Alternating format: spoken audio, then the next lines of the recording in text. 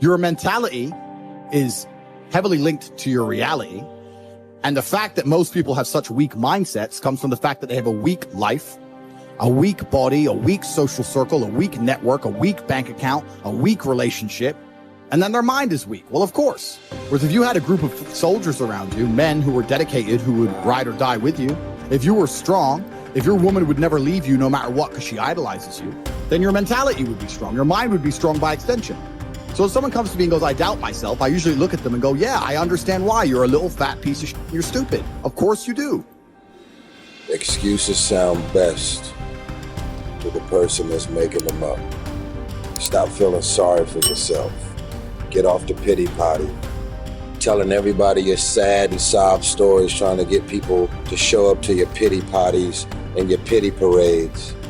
If you ever see me in a Rolls Royce, a 6 or 7 star hotel, living my life to the fullest, don't get jealous of me, because I worked my ass off to get it. Nobody handed me nothing. Wake your ass up. Awaken the beast inside. It's game on. It's go season. It's time for you to take advantage of the access and the resources that you have in your country and your community. You got a problem with your life. You got a problem with your environment. Do something about it. If you want it, go get it. Every man understands you shouldn't be complaining about things you cannot change. You have to play the cards you're dealt. To be born a certain height and then to sit there and go, what do I do? I'll tell you what you do. You become the best version of yourself, just like everyone else does. Nothing about the height is in and of itself enough value for me to be a valuable man. As a man, you build your value. You are born with the cards you're dealt. Sure, it'd be ideal. Look, I'd love to be 7 foot tall. I'm not. So it's the same argument. If you're 5'2", you need to become rich, strong, and funny, and charismatic, and interesting, and witty. If you're 6'4", you need to become rich, strong, well-connected. It's the same game. So to sit there and complain about it is asinine. Excuses are for weak people. If you're gonna make it happen, get your ass up and get to work. No more excuses. No more, I'll start tomorrow. No more, just this once. No more accepting the shortfalls of my own will. No more taking the easy road.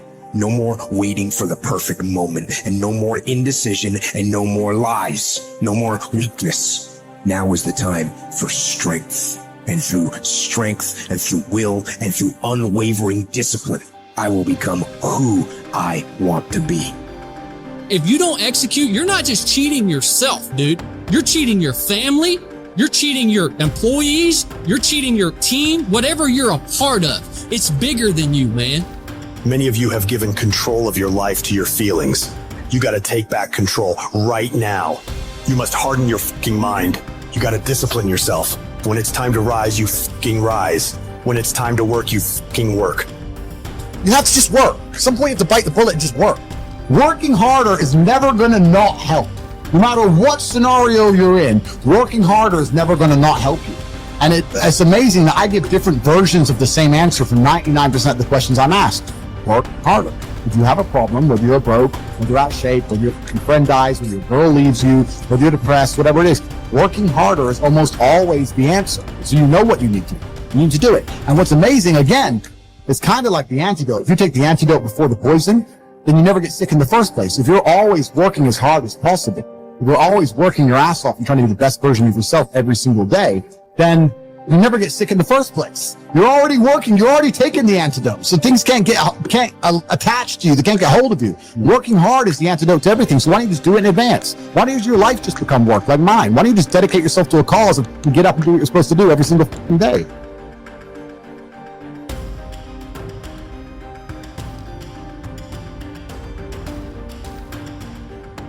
I want to talk to you today because I hope that of all the talks that happen here, you forget about me, but that this changes your life. And I want to remind you of something as I begin today, that you were born to do something great with your life, that you're extraordinary. Listen to me, that you're enough, that you're special, that you're favored, that you're chosen, regardless of where you come from, regardless of what you've been carrying with you. Some of you come in here today, and you know what?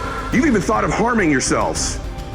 Maybe you're even proud of the fact you haven't killed yourself. But every day, some of us are killing ourselves with the shame we carry from something we've done, some humiliation, some fear. We put this gun to our head every day that tells us we're not enough. We're not strong enough, pretty enough, smart enough, favored enough, that we're doomed. And we carry these guns in our head every day that shame us, that take our confidence from us, that steal our joy. It's like a knife. You don't have to kill yourself because you do it every day. You do it over and over and over again. And there's a better way forward. You can put those things down in your life. You could decide today that you were born to do something great. You could set aside this weapon that you keep using against yourself to hold you back from your joy, from your passion, from your achievement, from all the goodies in life. You could decide today, just intentionally, to set this weapon down, whatever it is. Something from your childhood, a divorce, a business failure, something you're just not proud of that you've done. Set it down. Stop using it as a weapon against yourself and realize that happened for you and not to you. I'll prove it to you. I'm a big believer in fake it till you make it. I don't want you seeing, people say, wow, social media is so full of like these fake lives. People have always lived fake lives. I was living a fake life way before social media came along. In fact, when I became an entrepreneur, I wanted to be somebody so bad. I wanted to be rich so bad. I thought, if I don't look successful, no one's going to listen to me. Who's going to listen to a young kid in business about how to save your money when I didn't have any? That was my own limiting belief. What's yours? You have this kind of convoluted limiting belief about why you can't do something right now that's your own BS story you keep telling yourself. How about you just drop that story? How about you just decide it's a lie, even if it is true? I'm not going to just teach you not to tap into your pain. I'm going to teach you how to do it. Okay, I teach people how to change things technically, but I believe in this concept of living blissfully dissatisfied, which means there's a way. Most achievers have it backwards. They think, hey, if I enjoy my success, I'm going to lose all my drive, right? And then other people that aren't successful yet, haven't reached what they want, or they delay their bliss until a destination in the future. Once I get this relationship, once I make that money, once I get that car, once I have that home, then I'll let myself feel bliss. And so I teach you that the concept is you can live blissfully and still be dissatisfied. Your pathway to changing how you feel about yourself, of getting to the next level, is always giving, always giving, always giving. I have this thing I kind of run my life through that kind of is my governor on my life of when I'm trying to give and when I'm trying to make a difference for people.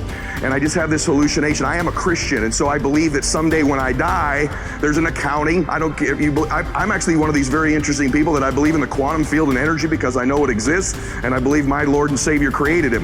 You have whatever your belief is wonderful. I don't preach. I just want you to know. I know there's an energy field. I know there's a God, and Lewis asked me on the show, what are 3 truths? And I said, the first thing is there's a God. I just want you to know that. So you believe your beliefs. I respect them. I admire them. I have people from every belief center in the world on my program. But I just want to say to you, this is my prism I live my life through. It governs my decision making. And I make mistakes all the time. One of the cool things about being a Christian is I'm saved by the grace of God because I know I'm going to sin. That's one of the cool things about my particular faith. But the point that I want to make, because I sin all the time. I make mistakes all the time. I've already used profanity, I think, 4 times in this talk. So I know for sure I've messed some mistakes. But let me tell you how I govern my life. I believe at the end of my life there's an accounting.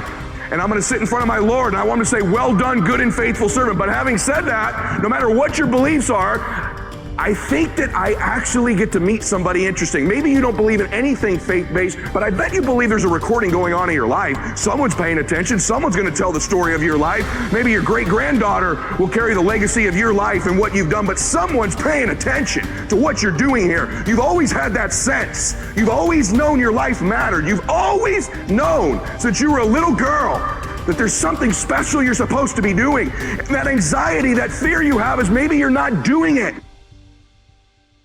In life, our first job is this: to divide and distinguish things into 2 categories. Externals I cannot control, but the choice I make with regard to them I do control. Where will I find good and bad? In me, in my choices. Negative visualization, in other words, teaches us to embrace whatever life we happen to be living and to extract every bit of delight we can from it. But it simultaneously teaches us to prepare ourselves for changes that will deprive us of the things that delight us. It teaches us, in other words, to enjoy what we have without clinging to it. Over the years, I have come to realize that the greatest trap in our life is not success, popularity, or power, but self-rejection. Success, popularity, and power can indeed present a great temptation, but their seductive quality often comes from the way they are part of the much larger temptation to self-rejection.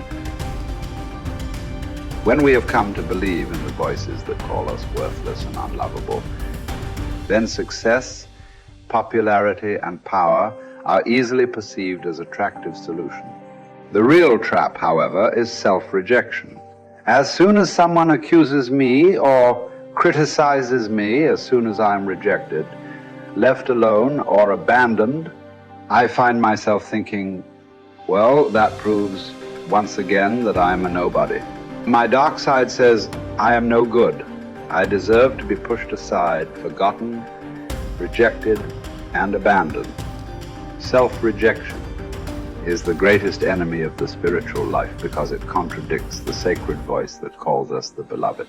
Being the beloved constitutes the core truth of our existence. Life is neither a glorious highlight reel nor a monstrous tragedy. Every day is a good day to live and a good day to die. Every day is also an apt time to learn and express joy and love for the entire natural world.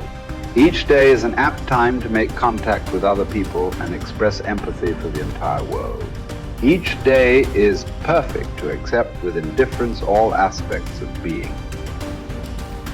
Persuade me or prove to me that I'm mistaken in thought or deed, and I will gladly change. For it is the truth I seek, and the truth never harmed anyone. Harm comes from persisting in error and clinging to ignorance. Let us too overcome all things, with our reward consisting not in any wreath or garland, not in trumpet, calls for silence, for ceremonial proclamation of our name, but in moral worth, in strength of spirit, in a peace that is won forever, once in any contest fortune has been utterly defeated. How is it that discipline and the straight and narrow offer the best chance for a good life? And how is it that we have forgotten that is the case? Well, the reason that discipline is necessary is because you're a mass of competing short-term interests. And so the question is then, well, which short-term interests should win out? And the answer to that is, well, none of them. They need to be organized into a hierarchy that makes them functional across time and across individuals. So like a 2-year-old is very likely to act out his or her proximal impulse. But of course, a 2-year-old can't survive in the world. You have to bring your primary instincts, let's say, under the regulatory structure of a higher order value system that allows them to manifest themselves without undue mutual sacrifice across large spans of time in the presence of large numbers of other people. So that requires a very sophisticated ordering. It's like, we already talked about the fact that a meta-narrative is necessary to unite subcultures, say, so that they can operate peacefully and harmoniously within the same space. The same thing applies within you, because you're an internal coalition of warring single-minded tribes, and they have to all be brought under the organizational structure of long-term collective vision, let's say. Mm-hmm. And in order to do that, you have to be disciplined. And any discipline, technically speaking, is an attempt to bring all those competing short-term impulses under a larger scale and more inclusive framework. And so you do that, and then, well, that's actually what gives you freedom. Being impulsive and being free aren't the same things, because if you're impulsive, you're just the slave of your impulses. Right. There's no freedom in that. That's the same freedom, so to speak, literally, that a 2-year-old has, because a 2-year-old isn't socialized yet. So it's a completely, that doesn't function in the sophisticated world. It doesn't work. Right. Everyone knows it.